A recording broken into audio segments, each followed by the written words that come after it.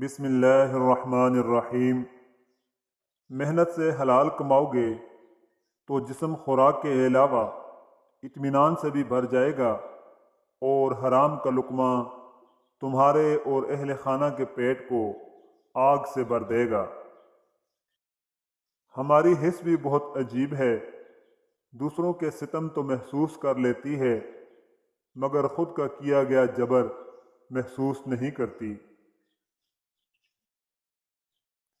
حسد منہ کی بدبو کی طرح ہوتا ہے، جو اپنی تو محسوس نہیں ہوتی لیکن دوسروں کی فوراً محسوس ہو جاتی ہے۔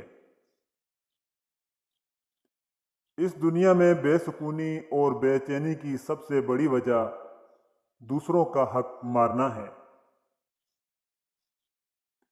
دوسروں سے چھین کر اپنے بچوں کو کھلانے سے بہتر ہے کہ ان کو بھوکا رکھا جائے۔ حضرت علی رضی اللہ تعالی عنہ کا فرمان علی شان ہے کہ جس شخص میں یہ 3 عادتیں ہوں گی وہ لازمی بے عزت اور ذلیل ہوگا۔ نمبر 1 فضول خرچی کرنا، نمبر 2 جھوٹ بولنا، نمبر 3 بہت زیادہ غصہ کرنا۔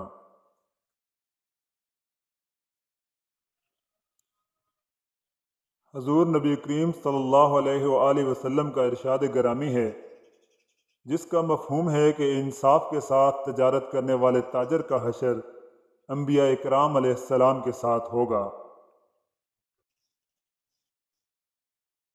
اپنا درد محسوس کرو گے تو تکلیف ہوگی، دوسروں کا درد محسوس کرو گے تو نہ صرف اپنے بھول جاؤ گے بلکہ حقیقی سکون بھی میسر آ جائے گا۔